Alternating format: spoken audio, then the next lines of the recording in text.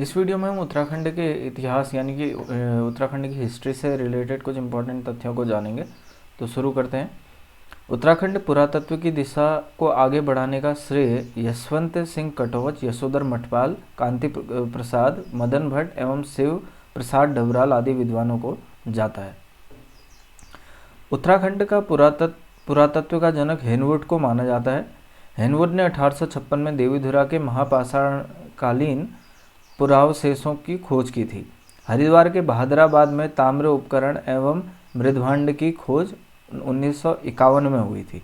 1952 से 1953 में यज्ञदत्त शर्मा ने हरिद्वार के बहादुराबाद में पाषाणकालीन अवशेषों की खोज की थी।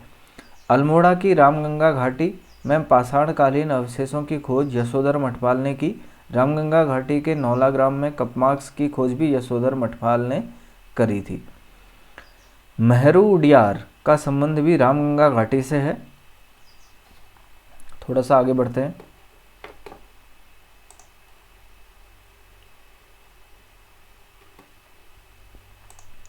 चित्रित धूसर मृदभांड के साक्ष्य एच.एन.बी. गढ़वाल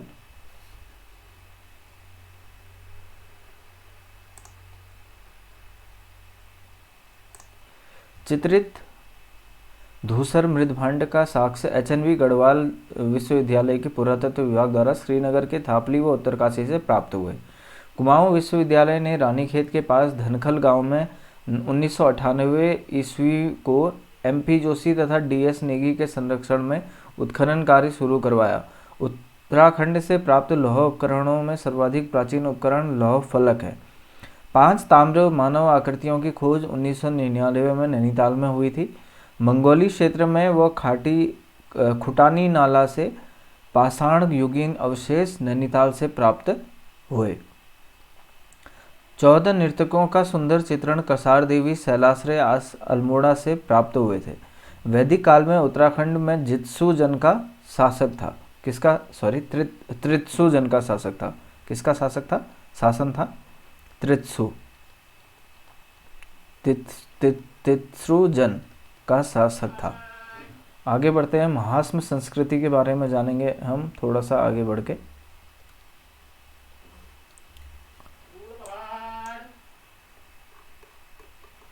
महास्म संस्कृति से संबंधित आकृतियां द्वाराहाट के चंद्रेश्वर मंदिर से प्राप्त हुई है। द्वाराहाट चंद्रेश्वर मंदिर से लगभग 200 कपमार्क्स भी प्राप्त हुए हैं। महास्म संस्कृति के आकृति की खोज 1877 ईस्वी में रॉबर्ट कार्नक द्वारा हुई। महास्म संस्कृति की खोज किसके द्वारा हुई? 1877 में रॉबर्ट कार्नक के द्वारा।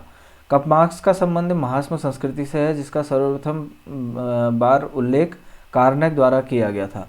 कुमाऊं से प्राप्त महास्मकालीन कपमार्क्स को 7 प्रकार में विभाजित किया गया है।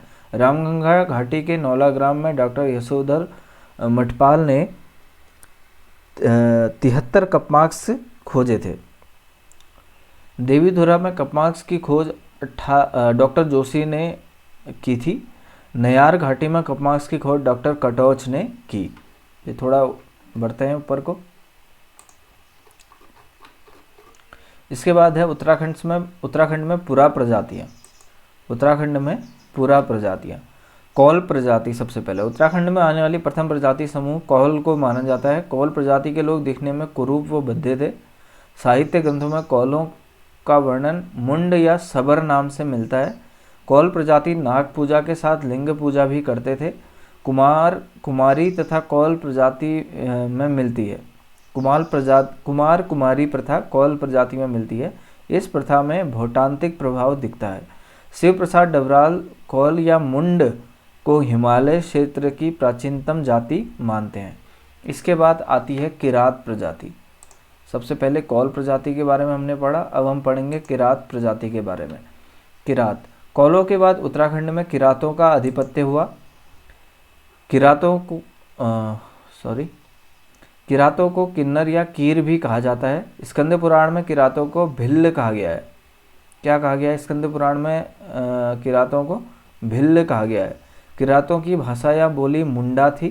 किरात प्रजाति भ्रमणकारी, पशुपालक व आखेटक जाति थी। महाभारत के वन पर्व के अनुसार किरातों ने अपने नेता शिव के झंडे के नीचे अर्जुन से युद्ध किया। किरातों के साथ अर्जुन का यह युद्ध विल्लव केदार नामक स्थान पर हुआ, जिसे शिवप्रयाग भी कहा गया है। बाण भट्ट की कादंबरी भी इस क्षेत्र में किरातों के निवास की पुष्टि करती है। कालिदास के रघुवंश महाकाव्य में किरातों का वर्णन मिलता है। वर्तमान में अस्कोट व डीडीहाट नामक स्थानों पर किरातों के वंशज मिलते हैं। तो इसके बाद हम आगे बढ़ के पढ़ेंगे खस प्रजाति के बारे में। खस प्रजाति। किरातों के बाद उत्तराखंड में खस प्रजाति के लोगों का उल्लेख मिलता है। महाभारत के सभा पर्व के अनुसार खस लोग महाभारत के युद्ध में कौरवों की ओर से लड़े थे। राजशेखर के काव्य मीमांसा के अनुसार उस समय मध्य हिमालय के कार्तिकेयपुर नगर में खसाधिपति का राज्य था। 1855 में खसों को शूद्र वर्ग में सम्मिलित किया गया। घर जमाई रखने की प्रथा खसों में प्रचलित थी। खसों की विधवा किसी भी पुरुष को अपने घर में रख सकती थी, जिसे टिकुआ प्रथा कहा जाता है। झटेला प्रथा खसों में व्याप्त थी। यदि कोई स्त्री किसी दूसरे व्यक्ति से शादी करती है तो उसके पति से उत्पन्न पुत्र को झटेला कहा जाता था। खस प्रजाति के लोग अपने ज्येष्ठ पुत्री को मंदिरों में दान कर देते थे। खसों में पशु बलि प्रथा भी प्रचलित थी। तो ये हमने खसों के बारे में जाना। अब हम आगे बढ़ते हैं।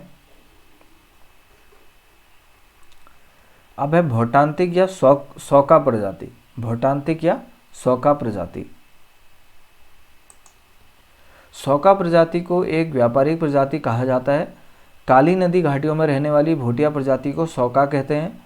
1862 तक भोटिया जाति के लोग तिब्बत से व्यापार करते थे। 1814 ईस्वी में तिब्बत व अंग्रेजों के बीच हुए समझौते के आधार पर भोटिया जाति को तिब्बत से व्यापार करने की छूट प्राप्त हुई थी। भोटांतिकों के समूह को कुंच कहा जाता है। भोटांतिकों के समूह को क्या कहा जाता है? कुंच कहा जाता है। भोटांतिकों की अनेक उपजातियां थी जो निम्न हैं: गरबियाल, गुंजियाल, मर्तोलिया, टोलिया व पांगती आदि। भोटांतिकों की उपजाति राठ या संगोत्र में विभक्त थी। राठ को भोटिया लोग बिरादरी का सूचक मानते थे। राठ के अंदर आने वाले परिवारों के बीच वैवाहिक संबंध स्थापित नहीं होते थे। फिर आगे बढ़ते हैं।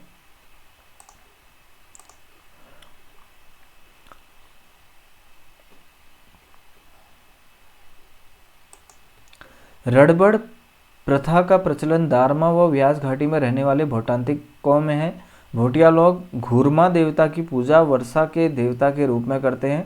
भोटिया लोग घबला देवता की पूजा संपत्ति व्यापार के संबंध में करते हैं। उत्तराखंड का इतिहास 3 कालों में विभक्त है: प्रागैतिहासिक काल, आदि ऐतिहासिक काल और ऐतिहासिक काल। तो बढ़ते हैं आगे।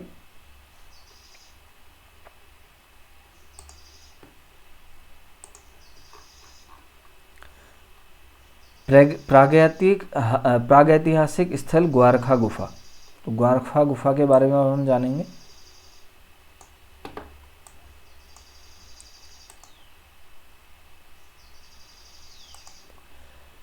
यह गुफा चमोली के डुंगरी गांव में अलकनंदा नदी के तट पर स्थित है। ग्वारखा गुफा कहाँ पर स्थित है? चमोली के डुंगरी गांव में अलकनंदा नदी के तट पर स्थित है। यहाँ मानव भेड़ बारहसिंगा के 11 चित्र मिले हैं। 11 नहीं, बारहसिंगा के 41 चित्र मिले हैं, जिसमें 8 चित्र मानव के हैं। ग्वारखा चित्रों का मुख्य विषय पशुओं को हांका देकर भगाना है। पुरातत्वविदों की नज़र में लाने का श्रेय राकेश भट्ट को जाता है। ग्वारखा गुफा को पुरातत्व के नज़र में लाने का श्रेय जाता है राकेश भट्ट को। प्रागैतिहासिक स्थल किमनी गांव। किमनी गांव चमोली के थराली के पास पिंडर नदी के तट पर बसा है। यहाँ से सफ़ेद रंग में चित्रित हथियारों व पशुओं के शैल चित्र प्राप्त हुए हैं। अब हम पढ़ेंगे मलारी गांव के बारे में। मलारी गांव बहुत इंपॉर्टेंट है।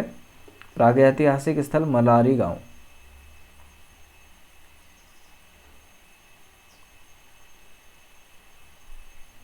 तो पढ़ते हैं मलारी गांव के बारे में।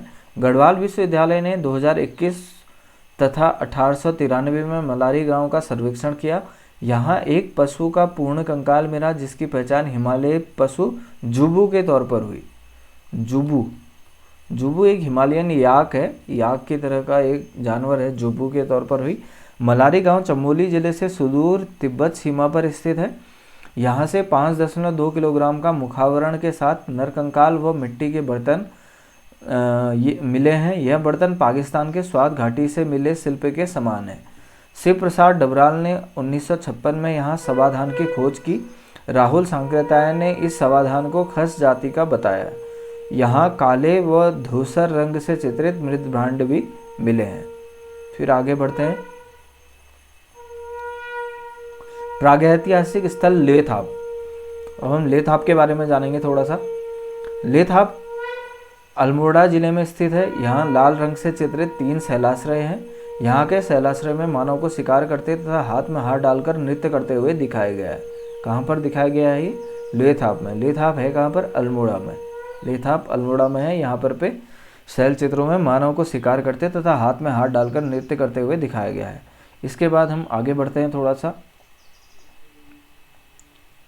प्रागैतिहासिक स्थल पेटसाल व फड़कानौला। फड़कानौली और पेटसाल के बारे में थोड़ा सा जानते हैं।